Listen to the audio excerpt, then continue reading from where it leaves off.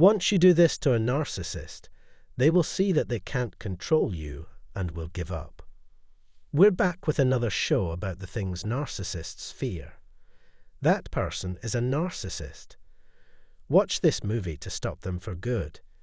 Truth bombs of a certain size will not only stop the ego, but also their pet monkeys and little slaves. It's great to see you again. It's great to have you back on my show.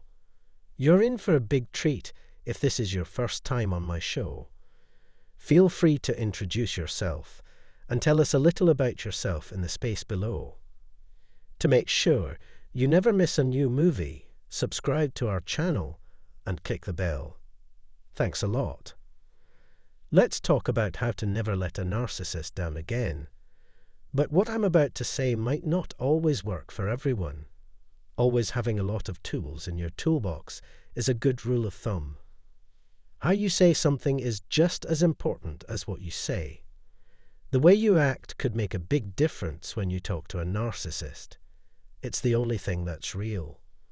Always keep your cool and act like you don't care. It's best to take the top like a business deal, no matter who the narcissist is. This means you shouldn't be rude, sarcastic, or take cheap shots. That also means you should never answer what they say. Ever. That is, the ego won't show any feelings. Think about all the things that don't make sense. You shouldn't fight with this person or try to meet their wants. Remember that you are working with a child when you are with bad people like narcissists. You're really dealing with an adult child who is selfish, feels like they receive special treatment, and has emotional issues. Someone you're dealing with will do anything to hurt, anger, or get what they want. They will also try to change what happens and how other people see it so they can get what they want and win the right fight. And if they are really angry and want to get back at you, they will do anything. They will say and do anything to get what they want. Feel free to take care of yourself in any way you choose if you know this ahead of time. Narcissists don't know what's right and wrong because they don't care about other people or have a consciousness. They will do anything to say they're a victim or a hero.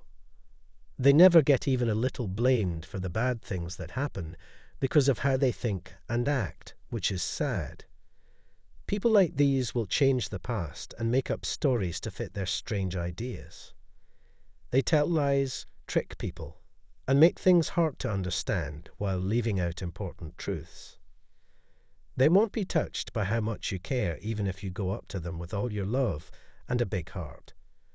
You can't change the way a narcissist acts, even if you are loving, kind, and honest. It's not worth your time to try to get along with them better or be more patient or understanding. It's not likely to work. Narcs won't find it funny to talk about normal things with a healthy person. So get rid of everything. Instead of what you are doing now, you want the other thing. To turn them off, you need to do the exact opposite of what you think. Keep a straight face and act like you're bored and don't feel anything. Words and clear, easy comments are the best ways to talk to someone. I'd like to use that as an example. I'm sorry, but I can't help you right now. It's not possible. I'm not going to do what you say. I don't care what you say at all. To put it another way, no is a word in itself. There is nothing else to say about it after it has been said. You could just say, I answered your question, if the ego keeps asking. Finally, there is peace. There's nothing left to say. You can't avoid it. It's clear that this is true. It will take you a while to get used to this plan if it's new to you. You should work on it more. You can get rid of a narcissist for good by being very energetic and sharing facts without any emotion. When you talk, try to be as open and neutral as you can. There was peace after that. Allow yourself to get used to how awkward it is to be completely alone. Like, breathe out deeply after telling someone no. Allow the awkward moment to do what it needs to do. Let the quiet do its thing after you've spoken or said something short and clear. It's very important to just breathe and stay calm. Take care of yourself. Also, remember that all you're doing is giving information. This doesn't make me feel anything as a business deal. I get it is another option. You could also say, I'm listening. I'm going to tell you. I'll talk to you soon. I'm going to look into it. I'm going to think about it. It could also work with a pretty fat line. This is not a joke. Once someone says something short, clear, and to the point, there is silence. If you have a poisonous ego, you might do better to keep quiet. Find out more about this and the best way to use it. The pain of quiet is much stronger than words once you get used to it. If you're working with a damaging narcissist, you should learn how to use this to your advantage. To put it another way, we speak slowly and clearly. I can see that you don't have any power over me. It sounds like you don't want to be there unless it's really important. Do not let anyone else take charge of my life. That is the most important thing. It won't happen, and it won't. Narcissists who want to hurt you will be shocked by how quiet things get after you make your point clear. It will be worse for them than they could have imagined. You can use wonderful instead, but it's not always the best choice. That's fine if you agree. That's fine with me. I'm not mad. There's nothing left to say. Let the dice do what they want. Saying something like, no, that won't happen is another way to get your point across. The narcissist starts to lose control when they realize they can't keep you in line. This is the only way to get rid of a narcissist for good. This kind of, I don't care what you think or feel behavior will make them look for someone else to worry. Your life will be peaceful. It can be painful and hard to get along with narcissists because they are known for being tough. They are most believable when they praise your character's good traits early on in the idealization process, which is when love bombing is used to sway you. They will start to show who they really are after the honeymoon is over. Now you can see that their first and natural reaction to anything you say will be to disagree. Narcissists will often say, I disagree. You could say, you're so wrong. All you want is for it to be false. There's nothing left to say. You could also ask them to say it again. It's a good idea to deal with their crazy and obviously false behavior in this way. Don't lose your cool and ask nicely for another chance. If they say it over and over, they must have heard it. Most of the time, having recently said something completely fake is enough to prove that they are lying. Think about whether you can hear yourself if the thing doesn't work, you say. Take a moment to think about what you said. This time you can get away with it, but don't do it again. It's finally quiet. Because of what you said, they've had to deal with their own stupidity and sometimes violence. You also let them fix things. Tell them that they will be kicked out of the game 10 times if they are rude or stealthy. They know it's dangerous. This makes the ego give up or back down a lot of the time. It's important to get your point across with as few words as possible. Don't lose your anger and stay calm. Nobody will lose their cool or become sad or angry. There's no need to talk. No one will be able to explain or justify how you act. Never lose your cool and be hard and cold. Relax and take a deep breath. A good way to get the attention of a narcissist who is always being negative or protective is to ask, are you okay? People will always be angry with you. After that, say, oh, and if you want. It's fine with me if you agree. It won't happen again. We've made our point. There's no more to say. What you're really saying is that you watch what they do. This has to be said, unless those people are totally stupid. It is now time to send the message. You know narcissists spread lies, don't care about how other people feel, and don't have any boundaries. Narcissists are nerves, even if they don't seem that way. When someone isn't sure of themselves, they want to know everything about everyone, even if it's not true. Telling someone something private or upsetting about your life is okay. Just say, "That's none of my business." Most likely, you should not tell anyone that. Let the silence that's still there do its thing. Let people know about the idea. If a narcissist is being mean, they might say something simple like "That's interesting," or "I can see why you're mad." What you should do is up to you in this case. It doesn't matter what you believe about me. Say it or think about it. Tell them, "Let's talk when you feel better." After that, go back the way you came. Something like, "Let's just give up now, before things get worse," could also work. Once more, leave the scene.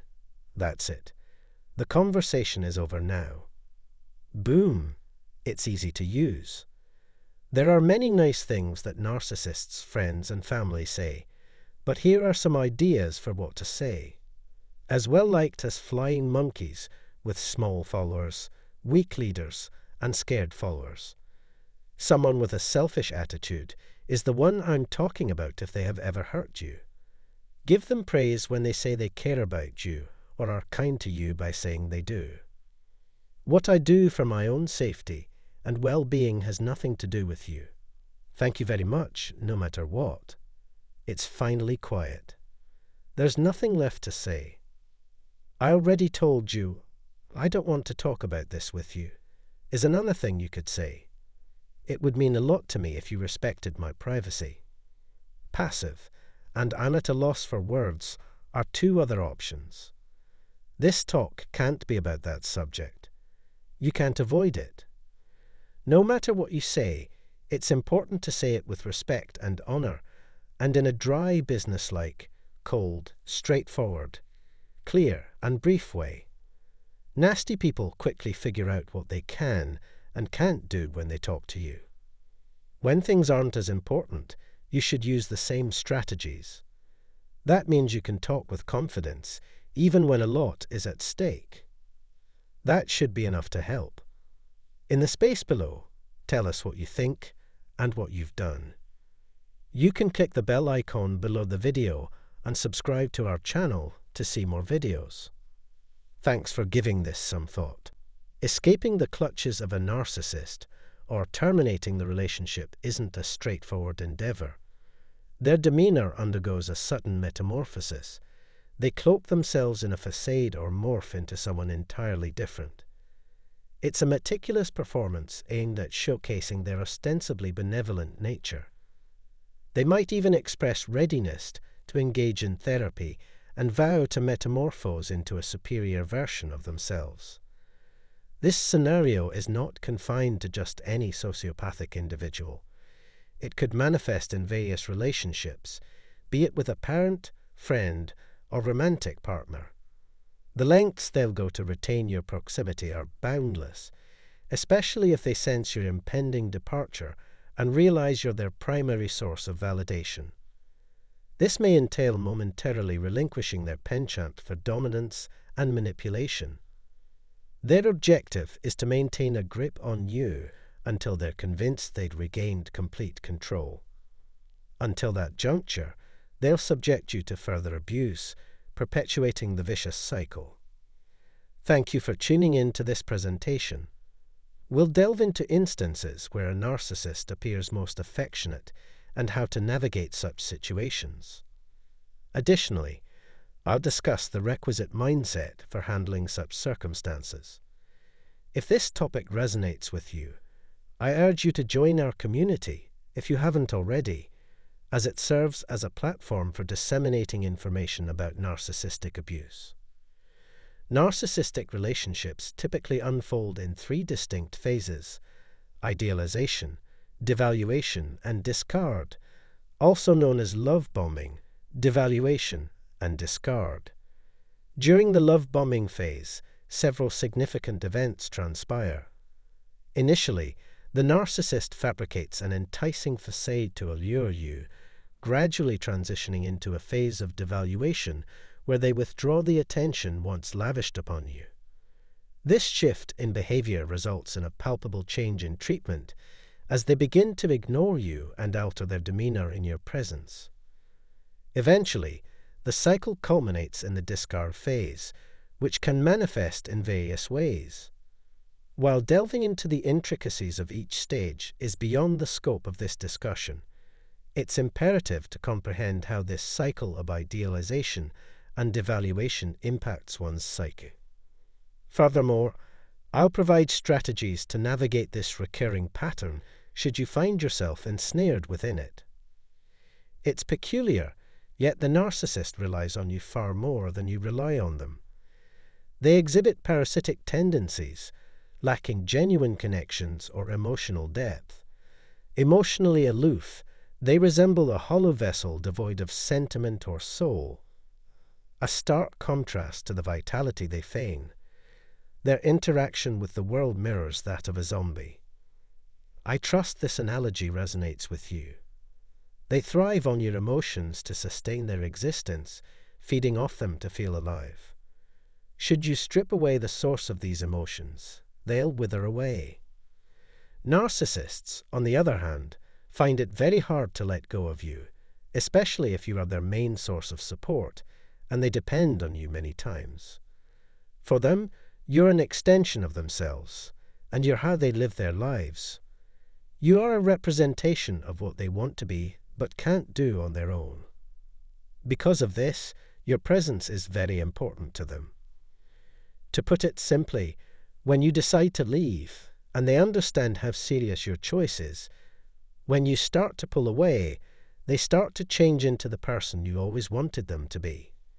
To keep you in their lives, they change how they act and act like a better version of themselves.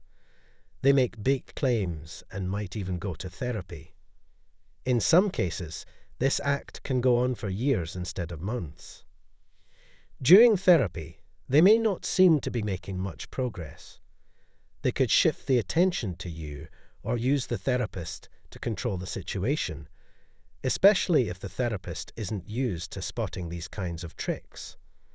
A lot of the time, they take a passive part that makes it look like things are changing, but they don't really. But in the end, they go back to their old habits because that's just who they are. They give off an air of deep love while offering comforting words and the support you have been waiting for. But when you take a step back and look at their actions without bias, you understand that they are just trying to keep you trapped. There is no real emotional connection in their deeds, which are motivated by greed. Their efforts aren't really meant to help you, they're just for their own gain. Sadly, a lot of people who have been abused by a narcissist fall for these staged actions, thinking that somehow things will work out and the person they imagined will show up again. This cycle keeps the trauma going, strengthening the bond and making the internal fight, called cognitive dissonance, worse. Part of you knows this person is horrible and wants to get away from them, but they keep manipulating and entangling you, making you feel attached. Because of this, you end up being stuck. When you finally get away from them and see their real, horrible nature, it makes your current problems even worse. You go back and forth between times of relief and total misery. Having cognitive conflict and residual self-doubt together wears you down, stopping your progress and making it hard to take more action. If you are currently going through this, I suggest that you take a step back and think about why they are acting the way they are. Think about what might be going on behind the scenes and give careful thought to the trends you have seen in the relationship. Ask yourself tough questions like, do I see a pattern here? They seem to go back and forth between being nice and being mean all the time. Think about how you can be sure that this time is really different and that they really want to change after years of acting in horrible ways. When someone acts in a way that doesn't seem normal, it makes it hard to believe what they say. Allow yourself time to write in a journal and think deeply about these tough questions. Use your common sense to avoid giving in to their promises, even if you have been without affection for a long time. Remember that your brain might make their movements sound bigger than they really are. To get out of the grips of narcissistic abuse, you need to get clear by looking inside yourself and asking and analyzing the situation over and over again until your mind, soul, and heart are clear. In conclusion, when a narcissist acts like they love you a lot, it's not real love. The fact that they are paying attention to you during this time keeps you as their source of approval. You don't have to give in to their tricks, though. Ask a lot of questions.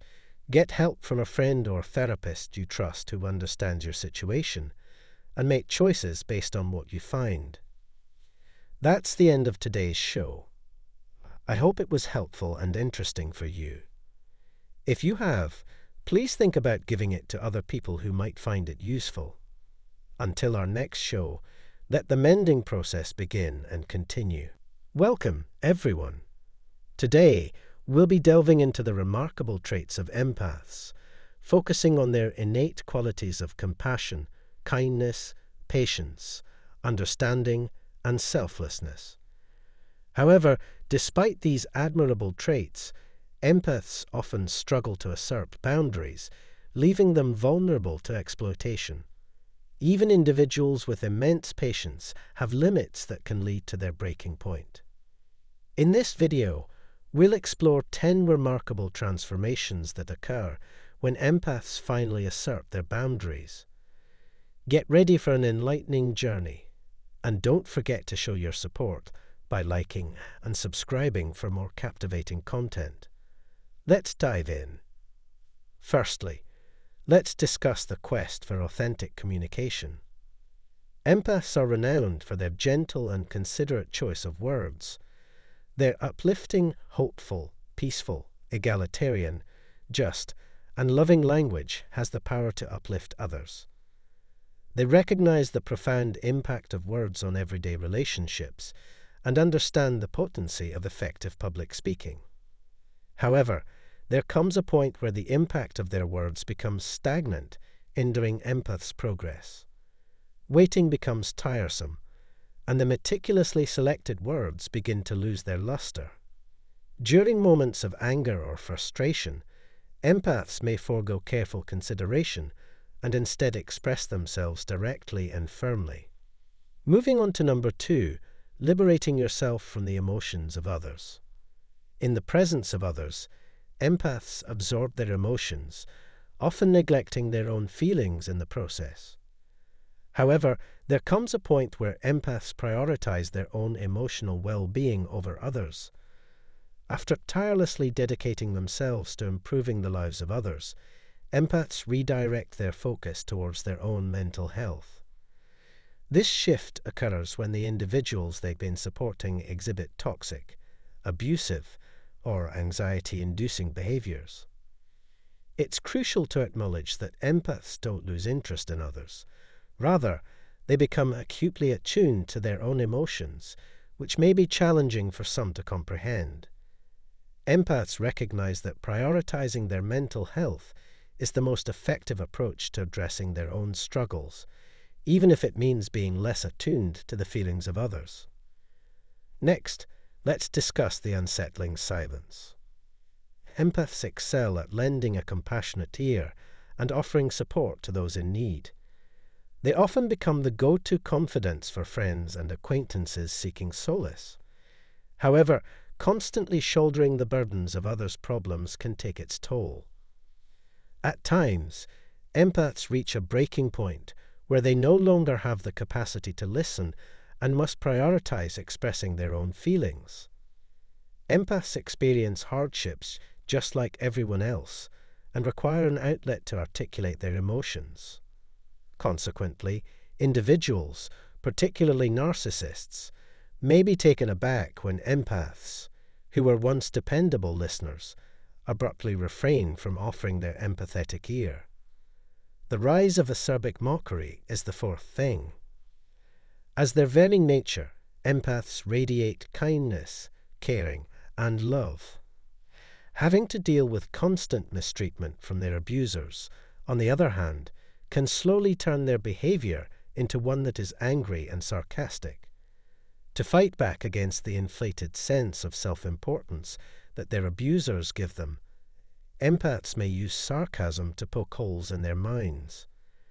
When empaths go through gaslighting, victim-blaming, manipulation, smear campaigns, and other types of narcissistic abuse, they can lose their sweet personality. 5. The end of being able to understand. People who are empaths naturally understand how people act, and they are always interested in studying and observing the complex web of personalities they meet. Their intuitive skills allow them to see through people's masks and get to the heart of who they are. Unlike people who make quick conclusions, empaths try to understand the soul, mind, and heart of someone in a deep way, trying to understand them as a whole. However, as empaths get close to their limits, they lose the ability to fully understand other people. Because empaths are always taking in, analyzing, and making sense of other people's flaws and attitudes, they eventually become mentally exhausted. So their brains, which used to be very open, reluctantly shut down, making it hard for them to understand the actions and flaws of those around them. It's not a surprise that empaths have a hard time figuring out why people do the things they do after going through abuse, manipulation, and many other bad things. 6. The pulling back of helping hands. Being an empath means that a person is naturally kind and willing to help others, whether they are people or animals. Unfortunately, some people take advantage of and abuse this good quality for their own gain. When this kind of abuse gets too much, empaths pull their loving hands back into their pockets to protect them. Imagine being in a relationship where you give your partner your whole heart and soul, but they never return the favor. Of course, there comes a time when things just can't be taken anymore, and someone has to say what they think. Dear empaths, you are not demanding. Instead, you believe in the balance of a relationship in which both people give and receive. You want relationships that meet the needs of both people in a fair and harmonious way. But when you're with narcissists, or people who are only interested in themselves, that ideal friendship stays out of reach. Giving isn't the problem. The problem is empaths not being aware of their own resources and setting healthy limits to keep others from taking advantage of their kindness and generosity. Number 7. The release of anger that has been held back. A lot of people admire empaths for how calm and patient they are. They take on other people's attention-seeking habits and rarely let their own annoyance show. On the other hand, every empath has a breaking point where their anger can't be held in any longer and explodes out of control. Under their calm exterior, empaths are quietly dealing with their own problems, waiting for the right time to let out all of their feelings. This person seems to have a lot of patience, but even the calmest empath can get angry out of the blue. The 8th thing is the light going out. In the narcissistic world we live in, empaths are like beams of light and hope that shine on other people's lives. Their optimism has the amazing power to make people feel better and ease their worries. But empaths get tired, just like a light bulb that stays on all the time. The constant shine of super empaths may lose its shine and turn into a sad atmosphere.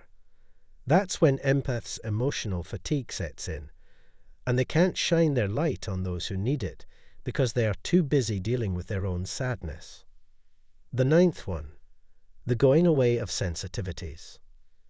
Empaths are naturally sensitive and are always very aware of how their words and actions might affect other people's mental and emotional health.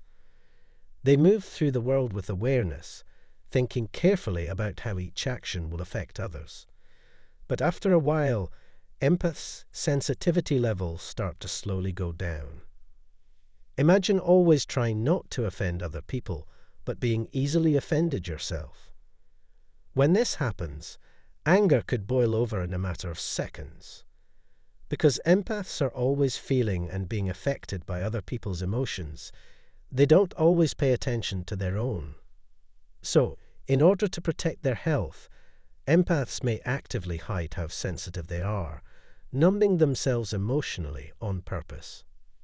10th, the mirror of those who hurt you. After going through a lot of pain and suffering from their attackers, empaths may use mirroring as a way to protect themselves. By acting and behaving like their abusers, empaths try to show their attackers how wrong they are and give them a taste of their own medicine. When empaths show abusers how they act, the abusers become deeply affected and can't take their eyes off of the image. Abusers may feel uncomfortable when they hear the sounds of mockery, ridicule, or even threat. It is important to remember, though, that empaths who use mirroring should not be seen as making excuses for more attacks or violent behavior like this. When people hit their breaking points, they may act in ways that aren't normally associated with them. It's important not to think that this means empaths are becoming cruel and angry. People should understand that empaths are just like everyone else. They are people with flaws and limits. In the same way, empaths may feel like they need to teach their attackers a lesson. Feel free to share your ideas and thoughts in the area below for comments. Let's make more people aware of empaths and warn them not to cross limits with them, while also recognizing and appreciating their natural kindness, compassion, and patience.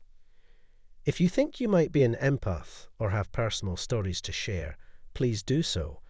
When was the last time you had to deal with something that made you test your patience? In the comments below, you can connect with our caring community and make your opinion heard. Please like this movie and subscribe to our channel to see more interesting videos. Thanks for seeing it. Once you do this to a narcissist, they will see that they can't control you and will give up. We're back with another show about the things narcissists fear. That person is a narcissist. Watch this movie to stop them for good. Truth bombs of a certain size will not only stop the ego, but also their pet monkeys and little slaves. It's great to see you again. It's great to have you back on my show. You're in for a big treat if this is your first time on my show. Feel free to introduce yourself and tell us a little about yourself in the space below. To make sure you never miss a new movie, subscribe to our channel and click the bell. Thanks a lot. Let's talk about how to never let a narcissist down again. But what I'm about to say might not always work for everyone. Always having a lot of tools in your toolbox is a good rule of thumb. How you say something is just as important as what you say. The way you act could make a big difference when you talk to a narcissist. It's the only thing that's real. Always keep your cool and act like you don't care. It's best to take the top like a business deal, no matter who the narcissist is. This means you shouldn't be rude, sarcastic, or take cheap shots. That also means you should never answer what they say. Ever. That is, the ego won't show any feelings. Think about all the things that don't make